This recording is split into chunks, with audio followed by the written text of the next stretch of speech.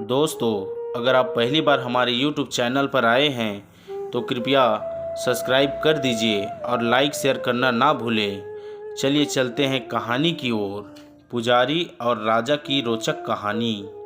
एक राजा ने भगवान का एक सुंदर मंदिर बनवाया और उसमें एक पुजारी को काम पर रखा। इस बात को बहुत समय बीत गया। अब राजा भी बूढ़ा हो गया था, लेकिन राजा का एक नियम था कि वह हर सुबह अपने सैनिकों के साथ फूलों की माला भेजेगा और पुजारी उस माला को भगवान कृष्ण को चढ़ाता था। उसके बाद जब राजा भगवान के दर्शन के लिए आता तो पंडित जी भगवान के गले से माला उतार कर राजा के गले में डाल देते। यह लगभग रोज की बात थी। पुजारी बूढ़ा हो रहा था और राजा भी बूढ़ा हो रहा था। एक दिन राजा की तबीयत खराब होने पर राजा ने सिपाही के हाथों पुष्पमाला भेजी और सिपाहियों से कहा कि पंडित जी को कह देना कि आज हमारी तबीयत ठीक नहीं है, आज हमारा इंतज़ार ना करें क्योंकि हम आज नहीं आ पाएंगे।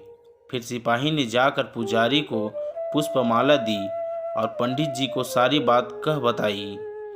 पंडित जी ने श्री कृष्ण को पुष्पमाला अर्पित की तो पंडित जी ने सोचा कि इतने वर्ष हो गए, भगवान का यह हार हमेशा राजाओं ने पहना है, लेकिन मैंने खुद आज तक इसे कभी नहीं पहना है। तो आज इतने वर्षों बाद मुझे भगवान के इस हार को धारण करने का अवसर मिला है। यह निश्चित रूप से भगवान की इच्छा है, इसलिए यह परंपरा थी कि भगवान के उस हार को कैसे छोड़ देंगे। इसलिए इस बार पंडित जी ने वह हार अपने गले में डाल दिया। तभी सिपाही दौड़ता हुआ आया और बोला कि राजा साहब मंदिर आ रहे हैं, क्योंकि वहाँ महाराज की तबीयत ठीक नहीं है। आप सारी तैयारियां करके रखिए।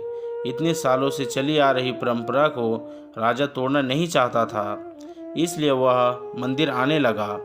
पंडित जी ने तुरंत गले से हार उतारकर भगवान को अर्पण कर दिया। पंडित जी ने क्या भूल की समझ नहीं आया। पंडित जी ने सोचा कि यदि राजा को पता चल गया तो वे उसे दंड देंगे। अब जब राजा आया तो प्रतिदिन की भांति पंडित जी ने भगवान के गले से हार उतारकर राजा को पहना दिया, लेकिन राजा की नज़र माला पर पड़ी। माला पर सफ़ेद बाल गिरे हुए थे और उन्होंने महसूस किया कि सफ़ेद बाल पुजारी के हैं। राजा ने पुजारी से पूछा कि क्या तुमने यह माला पहनी थी? सफ़ेद बाल कहाँ से आए? तो पंडित जी डर गए। डर के मारे कहा कि यह सफ़ेद बाल श्री कृष्ण का है, भगवान का है। राजा को गुस्सा आया कि पंडित ने धोखा दिया और ऊपर से झूठ बोल रहे हैं, और उन्होंने पूछा कि कृष्ण के बाल कब सफ़ेद हुए? ठीक है, कोई नहीं, मैं कल सुबह से आऊँगा और फिर देखूँगा श्री कृष्ण के बाल सफ़ेद हुए हैं या नहीं। और यह याद रखना पंडित, अगर बाल सफ़ेद नहीं काले हुए तो इस फरेब के लिए तुम्हें फांसी पर लटका दिया जाएगा। राजा नाराज होकर चले गए और इधर पंडित जी को अपनी मृत्यु दिखाई देने लगी। उन्होंने भगवान को प्रणाम किया और कहा कि भगवान मुझे क्षमा करें, मुझे लोभ हुआ और सोचा कि यह माला मैं भी पहन लूं। भगवान मुझे बचा लो, नहीं तो कल मैं निश्चित रूप से राजा के हाथों मारा जाऊंगा।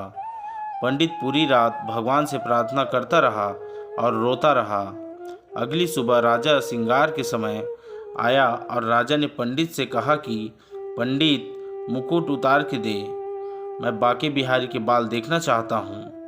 पंडित जी ने घबराकर मुकुट हटा दिया और मुकुट उतारते ही राजा के होश उड़ गए। कृष्ण की मूर्ति के सफ़ेद बाल थे, लेकिन राजा को लगा कि पुजारी फिर से चाल चल रहा है। क्या उसने अपनी जान बचाने के लिए उसने बाल रंगे थे? इसलिए उसने जांच करने के लिए बाल तोड़ना शुरू कर दिया, और जैसे ही राजा ने बाल उखाड़े, मूर्ति से खून निकलने लगा। यह देखकर राजा भगवान के चरणों में गिर पड़ा और क्षमा मांगने लगा। भगवान मुझे क्षमा करें, मैंने बहुत बड़ा पाप किया है। मैं सही और गलत को भूलकर संदेह से इतना अंधा हो गया हूँ। तभी मूर्ति से आवाज़ आई, राजा आप मुझे केवल मूर्ति ही समझते हैं, इसलिए आज तक मैं केवल आपके लिए मूर्ति हूँ। लेकिन इस पुजारी को मुझ में भगवान दिखा तो मुझे उसकी जान बचाने के लिए अपने बाल सफ़ेद करने पड़े। उसके बाद राजा को अपनी गलती का पछतावा हुआ, लेकिन अब कुछ नहीं किया जा सकता। इसलिए कहा जाता है कि पत्थर में भी खुदा होता है। यदि आप ऐसा नहीं मानते हैं तो भले ही भगवान आपके सामने प्रकट हो जाए, आप उनसे उनकी सच्चाई के बारे में पूछेंगे। यदि आप वास्तव में ईश्वर को देखना चाहते हैं तो आपको केवल महसूस करना है। परमेश्वर पर बिना शर्त विश्वास रखें और बिना किसी रुकावट के अपना काम करते रहें।